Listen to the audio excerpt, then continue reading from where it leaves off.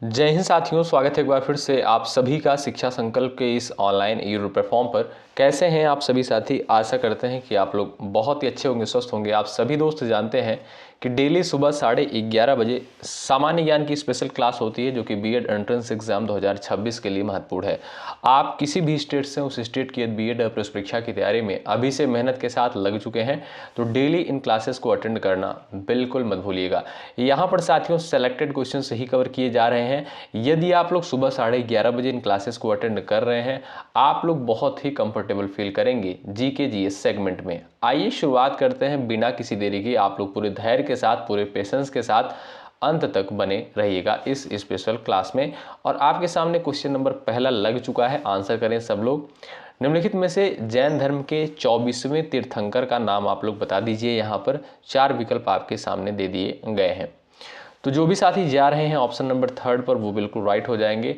साथियों आप देखेंगे अगर तो जैन धर्म के कुल कितने तीर्थंकर हुए थे? 24 तीर्थंकर हुए थे। और जो 24वें तीर्थंकर थे साथियों, इनका नाम था महावीर स्वामी। अगर आपसे सवाल पूछे कि प्रथम तीर्थंकर का नाम बताइए, तब आप कहिएगा ऋषभ देव।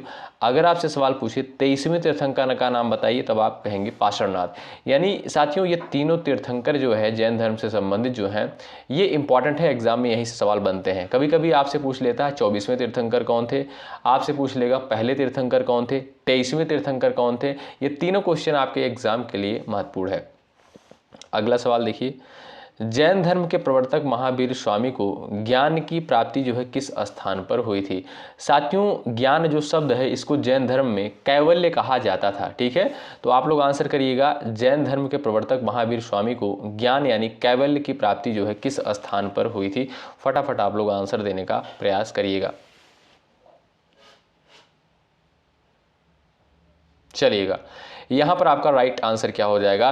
तो जो भी साथी जा रहे हैं जृंभिक ग्राम पर, वो बिल्कुल यहाँ पर राइट हो जाएंगे। आप सभी साथियों को पता होगा, महावीर स्वामी को जो है 12 वर्ष की कठोर तपस्या के बाद ऋजुपालिका नदी के तट पर साथियों स्थित जृंभिक, यानी जो जृंभिक साथियों एक प्रकार का ये आपका एक गांव था, और यहीं पर साथियों इनको जो है ज्ञान की प्राप्ति हुई थी। ठीक है, ऑप्शन नंबर डी आपका यहाँ पर बिल्कुल राइट हो जाएगा।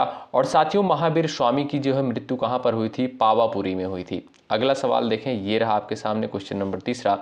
भगवान बुद्ध ने ज्ञान की प्राप्ति के पश्चात अपना प्रथम उपदेश जो है निम्नलिखित में से कहाँ पर दिया था? बताइएगा, सही उत्तर आपका क्या हो जाएगा? फटाफट आप लोग छाप दीजिए। चलिए भाई, सभी साथियों का यहाँ पर आंसर आना चाहिए क्वेश्चन नंबर 3 का। साथियों गौतम बुद्ध के द्वारा जो है प्रथम उपदेश जो दिया गया था, ये आपका सारनाथ में दिया गया था। और इसे ही साथियों ध्यान रखिएगा, इसे ही जो है धर्म चक्र प्रवर्तन के नाम से जाना गया था। ठीक है, और साथियों अगर बात करें इनको ज्ञान की प्राप्ति कहाँ पर हुई थी गौतम बुद्ध को, तो बोध गया में इनको साथियों ज्ञान की प्राप्ति हुई थी।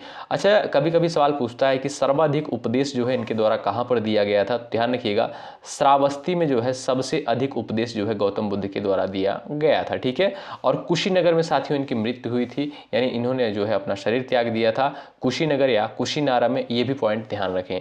तो यहाँ पर जो भी साथी जा रहे हैं ऑप्शन नंबर बी पर, वो बिल्कुल राइट हो जाएंगे। भगवान बुद्ध ने ज्ञान प्राप्ति के पश्चात जो है अपना प्रथम उपदेश कहाँ पर दिया? सारनाथ में दिया। और ये उपदेश था साथियों धर्म चक्र प्रवर्तन के नाम से जाना गया। अगला सवाल, इतिहास में प्रसिद्ध द्वितीय बौद्ध संगीत का आयोजन जो है किस स्थान पर किया गया था? राजगृह, वैशाली, पाटलिपुत्र, कश्मीर। क्वेश्चन नंबर 4 का राइट आंसर बताएं आप लोग। चलिएगा साथियों, द्वितीय बौद्ध संगीत का आयोजन जो है वैशाली में, कहाँ पर साथियों ध्यान रखिएगा, वैशाली में हुआ था। कब? 383 ईसा पूर्व में। कब साथियों? 383 ईसा पूर्व में जो है, याद रखिएगा, द्वितीय बौद्ध संगीत का आयोजन कहाँ पर हुआ था? वैशाली में। और साथियों द्वितीय बौद्ध संगीत का जो है उद्देश्य क्या था? इसका उद्देश्य था संघ में अनुशासन बनाए रखना। ठीक है, तो जो भी साथी बी ऑप्शन पर गए हैं वो बिल्कुल यहाँ पर राइट है। अगला सवाल, मौर्य शासक अशोक ने जो है किस युद्ध के पश्चात बौद्ध धर्म को अपनाया था? क्वेश्चन नंबर 5 का राइट आंसर बताएं आप लोग। और भाई लाइक की संख्या आप लोग बढ़ाते चलिएगा। ठीक है, आप जानते हैं कि हम बार बार जो है बोलते नहीं भाई, तो आपका कर्तव्य बनता है सेशन को जरूर से जरूर लाइक करें, क्योंकि बहुत मेहनत के साथ इस कंटेंट को तैयार किया जाता है। मौर्य शासक जो है अशोक ने किस युद्ध के पश्चात बौद्ध धर्म को अपनाया था? तो साथियों कलिंग युद्ध के पश्चात, ठीक है, कलिंग युद्ध के बाद जो है मौर्य शासक अशोक ने जो है बौद्ध धर्म को अपनाया था, यानी बी ऑप्शन आपका बिल्कुल राइट आंसर हो जाएगा। और साथियों कलिंग का युद्ध जो है कब लड़ा गया था? तो 261 ईसा पूर्व में। कब भाई? 261 ईसा पूर्व में जो है लड़ा गया था। तो यहाँ पर बी ऑप्शन आपका बिल्कुल राइट आंसर हो जाएगा। साथियों यहाँ पर जो है ये जो कलिंग का युद्ध हुआ था इसमें व्यापक नरसंहार हुआ था। इससे व्यतीत होकर अशोक जो है बौद्ध धर्म को अपना लिया था। ठीक है, अगला सवाल, इतिहास में जो है प्रसिद्ध पानीपत का द्वितीय युद्ध किन दो शासकों के बीच लड़ा गया था? बताएं, आप लोग आंसर करिएगा। और पानीपत का साथियों दूसरा युद्ध कब हुआ था ये भी आप लोग बता सकते हो, आंसर कर सकते हो। और इसमें जो है किसकी हार हुई थी, किसकी जीत हुई थी ये भी आप लोग बता सकते हो। चलिएगा, अगर साथियों यहाँ पर बात करें हम लोग पानीपत के द्वितीय युद्ध की, तो पानीपत का साथियों जो दूसरा युद्ध हुआ था ये हुआ था आपका 1556 में। कब? 1556 में जो है पानीपत का दूसरा युद्ध लड़ा गया। किसके किसके मध्य? अकबर और हेमू के मध्य जो है ये युद्ध लड़ा गया था, जिसमें साथियों अकबर की जीत होती है और हेमू की जो है हार होती है। ठीक है, तो यानी बी ऑप्शन आपका बिल्कुल राइट आंसर है। अगला सवाल, ब्रिटिश काल में जो है अस्थाई बंदोबस्त किस गवर्नर जनरल द्वारा लागू किया गया था? क्वेश्चन नंबर 7 का आंसर बताइएगा।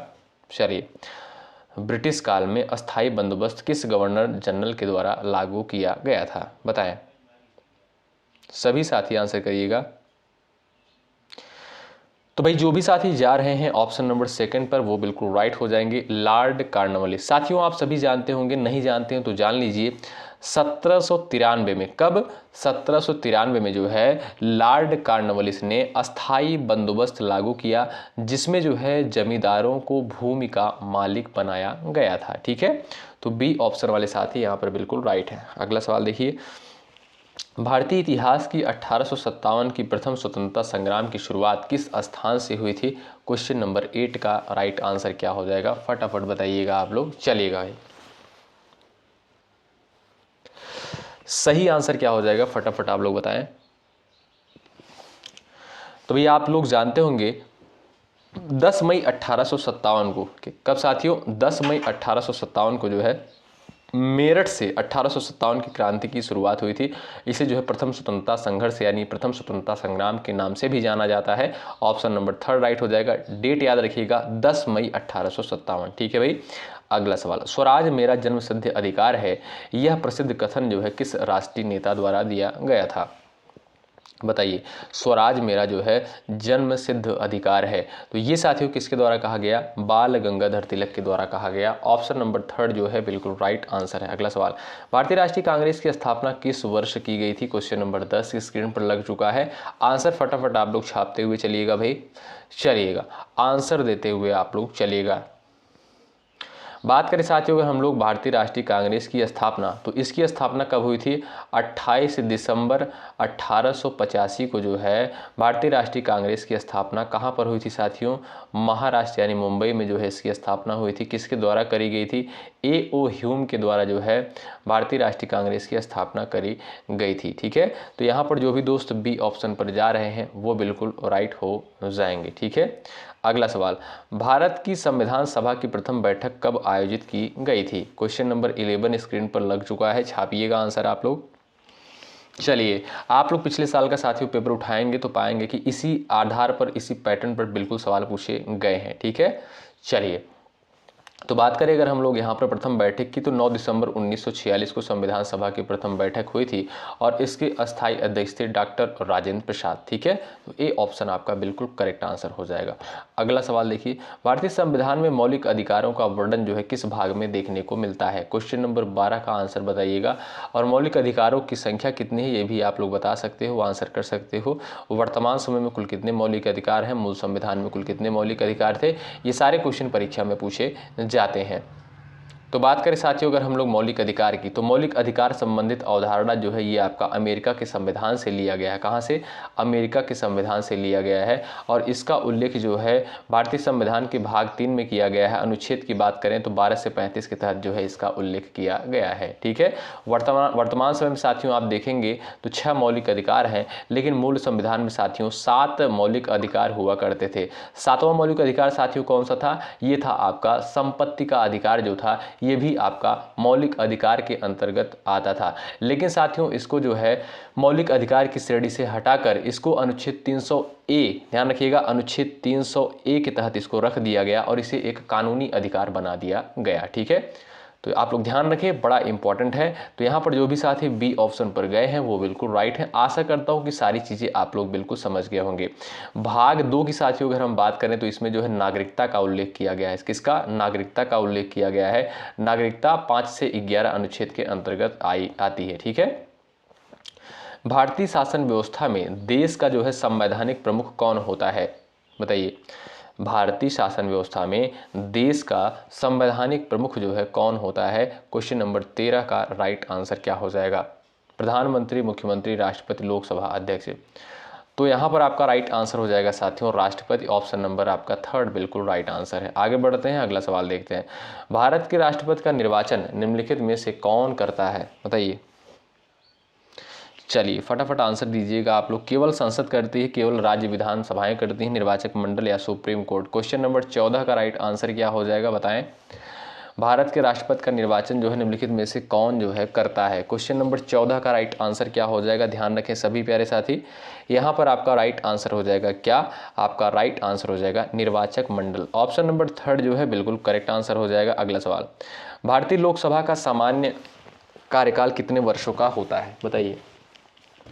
चलिए, लोकसभा का कार्यकाल कितना होता है साथियों और राज्यसभा का कार्यकाल कितना होता है? ये सारे क्वेश्चन जो है महत्वपूर्ण बनते हैं परीक्षा में।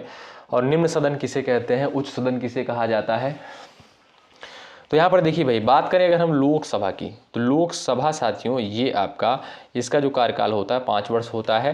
राज्यसभा कार्यकाल कितना होता है साथियों? 6 वर्ष होता है, ध्यान रखिएगा।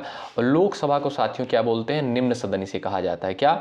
इसको निम्न सदन कहा जाता है। और राज्यसभा को साथियों क्या कहा जाता है? उच्च सदन कहा जाता है। अगला सवाल, भारत का सर्वोच्च न्यायालय जो है किस शहर में स्थित है? अब इससे ज़्यादा सिंपल क्वेश्चन क्या हो सकता है साथियों, बताइएगा। चलिएगा, अच्छा कुछ क्वेश्चन साथियों आपको इस क्लास में सिंपल लगेंगे, ठीक है, लेकिन साथियों जब आप लोग पिछले साल का पेपर उठाएंगे तो पाएंगे कि इसी पैटर्न पर बिल्कुल सवाल पूछे जाते हैं। ना बहुत ज़्यादा हाई लेवल का क्वेश्चन रहता है, ना बहुत ज़्यादा जो है सिंपल क्वेश्चन रहता है। ठीक है, सिंपल तो कह सकते हैं, बहुत सारे क्वेश्चन ऐसे रहते हैं बहुत साधारण टाइप के जो है सवाल पूछे जाते हैं पेपर में। ठीक, क्योंकि साथियों ये प्रवेश परीक्षा है। मैं बार बार आपसे कहता हूँ कि ये कोई जो है सरकारी नौकरी का आपका एग्जाम नहीं है, ये एक एंट्रेंस एग्जाम होता है। एडमिशन करने के लिए जो है परीक्षा करवाई जाती है। तो आप लोग बताइएगा यहाँ पर राइट आंसर क्या है? सही उत्तर हो जाएगा नई दिल्ली में। सुप्रीम कोर्ट जो है आपका कहाँ पर स्थित है? नई दिल्ली में। ठीक है, ऑप्शन नंबर 3 राइट है। अगला सवाल देखिएगा। अच्छा, वर्तमान में जो है सुप्रीम कोर्ट के मुख्य न्यायाधीश कौन है? क्या आप बता सकते हो? अगर आपको पता हो जरूर दीजिएगा जवाब। भारत में योजना आयोग की स्थापना किस वर्ष की गई थी? बताइएगा। योजना आयोग की स्थापना जो है कब की गई थी? चलिए, तो सही उत्तर हो जाएगा 1950 में। साथियों योजना आयोग की स्थापना जो है प्रधानमंत्री नेहरू के नेतृत्व में की गई थी। कब? 1950 में। ऑप्शन नंबर आपका बी बिल्कुल राइट आंसर हो जाएगा। अगला सवाल ये देखिए, केंद्र सरकार द्वारा नीति आयोग का गठन किस वर्ष किया गया था? बताइए, फटाफट छाप दीजिएगा आप लोग आंसर यहाँ पर भाई। चलिए, आप सभी साथी आंसर बताएंगे। केंद्र सरकार द्वारा नीति आयोग का गठन साथियों कब किया गया था? याद रखिए आप लोग, 1 जनवरी 2015 को। कब? 1 जनवरी 2015 को। आप यहाँ पर जो डी ऑप्शन दिया है राइट है। अगला सवाल देखें, क्षेत्रफल की दृष्टि से भारत का जो सबसे बड़ा राज्य है वो कौन सा है? क्वेश्चन नंबर 19 का आंसर छापिएगा आप लोग फटाफट। चलिए, क्षेत्रफल की दृष्टि से भारत का जो सबसे बड़ा राज्य है वो है साथियों आपका कौन? बताइएगा। तो यहाँ पर जो भी साथी जा रहे हैं राजस्थान पर वो बिल्कुल राइट है। ऑप्शन नंबर 3 बिल्कुल करेक्ट आंसर हो जाएगा। ठीक है भाई। और अगर आप देखेंगे साथियों 2011 की जनगणना के अनुसार किस राज्य की आबादी सबसे ज़्यादा है? तो वो है साथियों आपका उत्तर प्रदेश। ठीक है, उत्तर प्रदेश की राजधानी जो है सबसे ज़्यादा है। अगला सवाल देखिएगा, ये रहा, क्षेत्रफल की दृष्टि से भारत का जो है सबसे छोटा राज्य कौन सा है? क्वेश्चन नंबर 20 का आंसर बताएं। सबसे छोटा राज्य जो है कौन सा है क्षेत्रफल की दृष्टि से? चलिए, तो वो है साथियों आपका क्या, गोवा है। ऑप्शन नंबर बी करेक्ट है। अगला सवाल, निम्नलिखित में से काली मिट्टी किस फसल की खेती के लिए सबसे अधिक उपयुक्त मानी जाती है? क्वेश्चन नंबर 21 का आंसर बताएं। काली मिट्टी जो है साथियों किस फसल के लिए बेहतरीन मानी जाती है? फटाफट आप लोग आंसर दीजिएगा इस सवाल के लिए। गेहूं, चावल है, कपास है, उसके बाद आपका जूट दिया है। आप देखेंगे साथियों यहाँ पर तो पाएंगे कपास जो है, कपास की खेती के लिए जो बेहतरीन मिट्टी मानी गई है वो है आपकी क्या, काली मिट्टी। काली मिट्टी को साथियों रेगुर मृदा के नाम से जानते हैं। ये सवाल पूछा गया है। ये सवाल ध्यान रखिएगा आप लोग, ऐसे पूछा जाता है कि काली मिट्टी को और किस नाम से जाना जाता है? आप कहिएगा रेगुर मृदा के नाम से, रेगुर मिट्टी के नाम से जानते हैं। ठीक है, और ये किस खेती के लिए बेहतरीन मानी गई है? कपास की खेती के लिए। अगला सवाल, मानसून शब्द की उत्पत्ति किस भाषा से मानी जाती है? बता दीजिए, छाप दीजिए आंसर आप लोग। सभी साथियों का आंसर आना चाहिए। चलिए, तो साथियों यहाँ पर आप देखेंगे जो बी ऑप्शन आपका राइट आंसर हो जाएगा, अरबी। ठीक है, मानसून शब्द की उत्पत्ति साथियों अरबी भाषा के जो है मौसम शब्द से हुई है। किससे? मौसम शब्द से हुई है। ऑप्शन नंबर बी आपका यहाँ पर बिल्कुल सटीक आंसर हो जाएगा। अगला सवाल, भारत में जो है सर्वाधिक वर्षा निम्नलिखित में से किस स्थान पर दर्ज की जाती है? 23 नंबर के क्वेश्चन का आंसर करिएगा आप लोग। सबसे ज़्यादा वर्षा आप देखेंगे साथियों कहाँ पर होता है? तो मेघालय के मानसिन राम में जो है, मेघालय के मानसिन राम में जो है सबसे ज़्यादा वर्षा होती है। ऑप्शन नंबर आपका थर्ड राइट है। अगला सवाल, भारत में जो है सबसे लंबी तटीय रेखा किस राज्य की है? सवाल ये कई बार पूछा गया है पेपर में। 24 का आंसर दीजिएगा फटाफट। अच्छा, जो भी साथी टेलीग्राम चैनल से नए जुड़े हैं जुड़ जाइएगा, डिस्क्रिप्शन बॉक्स में आपको लिंक दे दिया जाएगा। ठीक है, चलिए, भारत में जो है सबसे लंबी तटीय रेखा जो है किस राज्य की है? तो आप देखेंगे साथियों तो पाएंगे तो वो है आपका गुजरात राज्य। यही जो है सबसे लंबी तटीय रेखा वाला राज्य है। ठीक है, ऑप्शन नंबर बी करेक्ट है। अगला सवाल ये रहा, भारतीय रिजर्व बैंक यानी रिजर्व बैंक ऑफ इंडिया की स्थापना कब करी गई थी? क्वेश्चन नंबर 25 का राइट आंसर बता दीजिएगा। यहाँ पर सभी साथी प्रयास करें। और वर्तमान समय में आरबीआई के गवर्नर कौन है ये भी आप लोग बताएं, प्रयास करें। और इसका मुख्यालय कहाँ पर स्थित है ये भी आप लोग बताइए। चलिए भाई, तो भाई जो भी दोस्त यहाँ पर गए हैं ऑप्शन नंबर थर्ड पर वो बिल्कुल राइट है। 1935 में जो है भारतीय रिजर्व बैंक के यानी आरबीआई की स्थापना हुई थी। अब आप लोग जरूर बताइएगा कि इसका मुख्यालय कहाँ पर स्थित है और वर्तमान समय में इसके गवर्नर कौन है। अगला सवाल देखिए, भारत में नोट जारी करने का अधिकार जो है किस संस्था के पास होता है? 26 नंबर के क्वेश्चन का यहाँ पर आंसर सभी साथियों का आना चाहिए। चलिए, भारत में जो है नोट जारी करने का अधिकार किस संस्था के पास होता है? सही उत्तर क्या हो जाएगा? सभी साथियों को पता होना चाहिए, वो है आपका RBI. Option number B correct, C correct है। वायुमंडल की किस परत में जो है ओजोन की परत पाई जाती है? 27 नंबर के क्वेश्चन का आंसर करिए। वायुमंडल की किस परत में जो है ओजोन की परत पाई जाती है? चलिएगा साथियों, ओजोन की परत का कार्य क्या होता है? यानी जो सूर्य से आने वाली अल्ट्रावायलेट रेज होती है, जो हानिकारक किरणें होती हैं, इनको जो है रोकने का, इनको अवशोषित करने का कार्य करता है क्या भाई? ओजोन की जो परत होती है। और ये किस मंडल में पाई जाती है? ये आप देखेंगे तो आप कहेंगे समताप मंडल में पाई जाती है। किसमें भाई? समताप मंडल में। आशा करता हूं कि आप लोग समझ गए होंगे, तो बी ऑप्शन आपका यहाँ पर बिल्कुल राइट आंसर। अगला सवाल, मानव शरीर की सबसे बड़ी ग्लैंड यानी सबसे बड़ी ग्रंथि जो है निम्नलिखित में से कौन सी होती है? 28 नंबर के क्वेश्चन का आंसर बताएं आप लोग। चलिएगा, मानव शरीर की सबसे बड़ी ग्रंथि कौन सी होती है? वो है साथियों आपकी यकृत, जिसे अंग्रेजी में क्या बोलते हैं? लीवर। ठीक है, liver. Option number third right है। अगला सवाल, मानव रक्त का लाल रंग जो है किसके कारण होता है? 29 नंबर के क्वेश्चन का आंसर बताएं।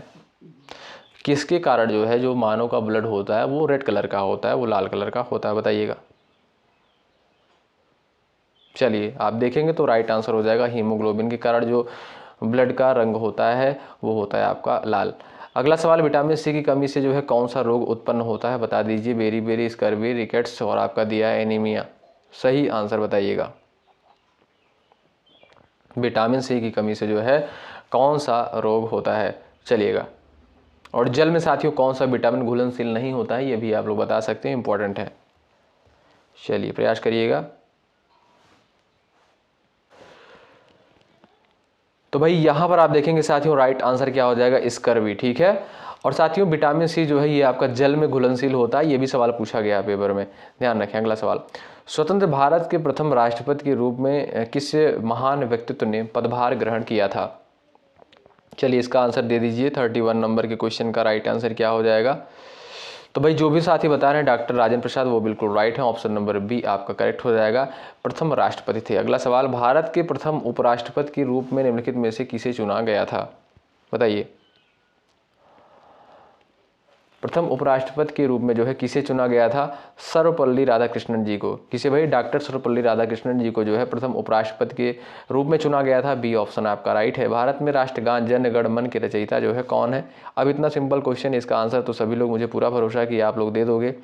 और भाई जिनको नहीं पता है तो वो लोग जानिए, ये सब बेसिक जानकारियाँ हैं, इनको आपको पता होना चाहिए। तो देखिए, जनगण मन की अगर हम बात करें साथियों, ये आपका रविन्द्रनाथ टैगोर के द्वारा रचित है। ऑप्शन नंबर बी आपका बिल्कुल राइट आंसर हो जाएगा, ध्यान रखें। अगला सवाल देखिए, वंदे मातरम गीत को किस प्रसिद्ध पुस्तक से लिया गया है? बताइए, वंदे मातरम को कहाँ से लिया गया, बताएं। चलिए, सही उत्तर दोस्तों क्या हो जाएगा? आनंद मठ से लिया गया, ऑप्शन नंबर बी करेक्ट है। और वंदे मातरम गीत ये किसके द्वारा लिखा गया, किसके द्वारा रचित है? बंकिम चंद्र चट्टोपाध्याय, ठीक है। अगला सवाल देखिएगा, किस संविधान संशोधन से पंचायती राज को संवैधानिक दर्जा मिला? चलिए बताएं, आंसर करें, किस संविधान संशोधन से जो है पंचायत राज को संवैधानिक दर्जा मिला? 35 का आंसर दीजिएगा, इंपॉर्टेंट सवाल है, फटाफट छापिएगा आंसर। और भाई लाइक की संख्या आप लोग बढ़ाते चलो भाई, ठीक है। इसमें कोई कमी मत करो आप लोग, इसमें कोई आपका पैसा, कोई चार्ज नहीं लगता, बिल्कुल फ्री में आपको कंटेंट दिया जा रहा है, ठीक है। चलिए, तो यहाँ पर जो भी साथी जा रहे हैं 73वां संविधान संशोधन पर, वो बिल्कुल राइट है। ऑप्शन नंबर आपका यहाँ पर सी करेक्ट हो जाएगा। 73वां संविधान संशोधन साथियों हुआ कब था? ये आपका 1992 में हुआ था, ठीक है। अगला सवाल देखिए, राजतरंगड़ी में किस क्षेत्र का इतिहास वर्णित है? बताइए, राजतरंगड़ी में साथियों किसका इतिहास जो है इसमें रचित है, बताइएगा। और राजतरंगड़ी किसके द्वारा लिखी गई, ये भी आप बता सकते हो। चलिए, हमने कई बार कई क्लास में डिस्कस किया है, आप देखेंगे बी ऑप्शन राइट है, Kashmir. Option number B correct है। कश्मीर में इतिहास का जो है, इसमें कश्मीर के इतिहास का वर्णन किया गया है राजतरंगड़ी में। किस नदी को जो है बंगाल का शोक कहा जाता है? बताइए, बिहार का शोक किसे कहते हैं, बंगाल का शोक किस नदी को कहते हैं? आप लोग फटाफट छापिएगा आंसर यहाँ पर। चलिए, गंगा, दामोदर, ब्रह्मपुत्र। आपका यहाँ पर जो भी साथी बी ऑप्शन पर गए हैं वो बिल्कुल राइट है। बंगाल का शोक साथियों दामोदर नदी को कहा जाता है। बिहार का शोक जो है कोसी नदी को कहा जाता है। जो बिहार वाले बच्चे हैं वो भी जानते होंगे, और जो अदर स्टेट वाले हैं भाई उनको भी जानना चाहिए, ठीक है। अगला सवाल, खिलजी वंश की स्थापना किसने की थी? खिलजी वंश की स्थापना जो है किसने की थी? इस क्वेश्चन का राइट आंसर बताएं। चलिएगा, आप देखेंगे साथियों 1290 में, कब? 1290 ईस्वी में जो है खिलजी वंश की स्थापना करी गई थी। किसके द्वारा? ध्यान रखिएगा भाई, ये जो है आपका जलालुद्दीन खिलजी के द्वारा करी गई थी। ऑप्शन नंबर ए बिल्कुल राइट आंसर। अगला सवाल, भारत की राष्ट्रीय नदी के रूप में जो है किस नदी को जाना जाता है? बताइए, सभी साथियों का आंसर आना चाहिए। राष्ट्रीय नदी के रूप में साथियों किसे जानते हैं? तो वो है साथियों आपका क्या? Ganga. Option number B correct हो जाएगा। साथियों गंगा को जो है सांस्कृतिक और धार्मिक दृष्टि से राष्ट्रीय नदी माना गया है, तो बी ऑप्शन वाले साथी यहाँ पर बिल्कुल राइट है। अगला सवाल, भारत का जो है राष्ट्रीय पंचांग किस संवत पर आधारित है? बताएं, भारत का राष्ट्रीय पंचांग जो है किस संवत पर आधारित है? फटाफट आंसर दीजिएगा। क्वेश्चन नंबर यहाँ पर दिया है आपके सामने 40। तो ये साथियों आपका शक संवत पर आधारित है, ठीक है। शक संवत पर आधारित, ध्यान रखें। ऑप्शन नंबर आपका थर्ड यहाँ पर बिल्कुल राइट आंसर हो जाएगा। अगला सवाल, अंतरिक्ष में जाने वाले प्रथम भारतीय अंतरिक्ष यात्री कौन थे? बताइए, अंतरिक्ष में जाने वाले प्रथम भारतीय अंतरिक्ष यात्री का नाम था भाई क्या? राकेश शर्मा। क्या दोस्तों? Rakesh Sharma. Correct answer B बिल्कुल राइट आंसर है। अगला सवाल, भारतीय अंतरिक्ष अनुसंधान संगठन इसरो की स्थापना किस वर्ष की गई थी? बताइएगा, छाप दीजिए फटाफट, आप लोग आंसर करिएगा। और इसरो का साथियों मुख्यालय कहाँ पर स्थित है? छापिएगा आंसर आप लोग, कई क्लास में हमने डिस्कस किया है।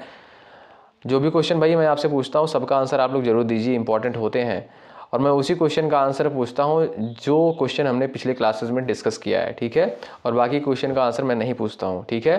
तो इसरो की स्थापना कब हुई थी बताएं? 1969 में। कब भाई? 1969 में। ऑप्शन नंबर आपका यहाँ पर थर्ड राइट है। ऑप्शन नंबर थर्ड बिल्कुल राइट आंसर हो जाएगा। अगला सवाल, भारत का प्रथम उपग्रह निम्नलिखित में से कौन सा था? चलिए, तो वो था साथियों कौन सा भाई? वो था आपका आर्यभट्ट। क्या भाई? आर्यभट्ट। ऑप्शन नंबर ए बिल्कुल राइट आंसर है।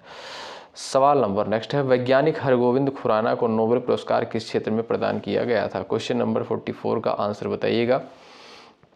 तो वो है साथियों आपका चिकित्सा के क्षेत्र में। ऑप्शन नंबर थर्ड राइट है। भारत सरकार द्वारा दिए जाने वाले खेल रत्न पुरस्कार का नाम जो है, नया नाम क्या है? बताइए, खेल रत्न ये जो पुरस्कार है इसका नया नाम मेजर ध्यानचंद खेल रत्न पुरस्कार। क्या भाई? मेजर ध्यानचंद खेल रत्न पुरस्कार। इसका नाम साथियों कब रखा गया? 2021 में। ठीक है, उसके पहले क्या नाम था? उसके पहले नाम था आपका खेल रत्न पुरस्कार। उसके बाद नेम चेंज कर दिया गया खेल रत्न पुरस्कार का, मेजर ध्यानचंद खेल रत्न पुरस्कार कर दिया गया। भारत में राष्ट्रीय शिक्षा दिवस जो है, भारत में राष्ट्रीय शिक्षक दिवस साथियों प्रतिवर्ष किस तिथि को मनाते हैं? छाप दीजिए। चलिए, तो 5 सितंबर को आपका ए ऑप्शन बिल्कुल राइट आंसर हो जाएगा। ये ध्यान रखें, ए ऑप्शन राइट है। भारत में पंचायती राज व्यवस्था की संकल्पना का सुझाव किस समिति द्वारा किया गया था? चलिए, भारत में पंचायती राज व्यवस्था की संकल्पना का सुझाव किस समिति द्वारा किया गया था? तो बलवंत राय मेहता समिति के द्वारा। ऑप्शन नंबर बी आपका राइट आंसर है। सवाल नंबर नेक्स्ट है, भारत में ग्राम पंचायत का कार्यकाल सामान्यतः कितने वर्षों का होता है? बताइए, भारत में ग्राम पंचायतों का कार्यकाल जो है सामान्यतः कितने वर्ष का होता है? बिल्कुल सिंपल सा सवाल है, तो वो साथियों आपका 5 वर्ष। बी विकल्प आपका बिल्कुल राइट आंसर हो जाएगा, ध्यान रखें। अगला सवाल, भारत में हरित क्रांति के जनक के रूप में जो है किसे जाना जाता है? हरित क्रांति के जनक के रूप में साथियों किसे जानते हैं? छाप दीजिएगा आप लोग यहाँ पर आंसर साथियों। यहाँ पर आपका राइट आंसर क्या हो जाएगा बताइएगा। तो जो भी साथी बता रहे हैं एम एस स्वामीनाथन, वो बिल्कुल राइट है। ए विकल्प आपका राइट है। और ये है आज की क्लास का लास्ट सवाल और इसका आंसर सभी बच्चे करेंगे। क्वेश्चन नंबर 50 का, श्वेत क्रांति का मुख्य संबंध निम्नलिखित में से किस क्षेत्र से है? और आप सभी जानते हैं जो लास्ट क्वेश्चन होता है इसका आंसर आपको देना होता है। इससे ये भी पता चलता है कि ऐसे कितने साथी, ऐसे कितने स्टूडेंट हैं जो क्लास में लास्ट तक बने रहते हैं। आप लोग इसका आंसर ज़रूर करिएगा। जो भी साथी आंसर करेंगे उनका आंसर कमेंट बॉक्स में पिन कर दिया जाएगा। ठीक है भाई, आशा करता हूँ कि क्लास आपको बहुत बेहतरीन लग रही होगी भाई। इसी तरीके से मेहनत के साथ आप लोग तैयारी में लगे रहें। डेली जो है इन क्लासेस को आप लोग ज़रूर अटेंड करें। निश्चित रूप से साथियों यहाँ से आपको हेल्प मिलेगी। मिलते हैं आपसे अगली क्लास में, तब तक के लिए जय हिंद, जय भारत।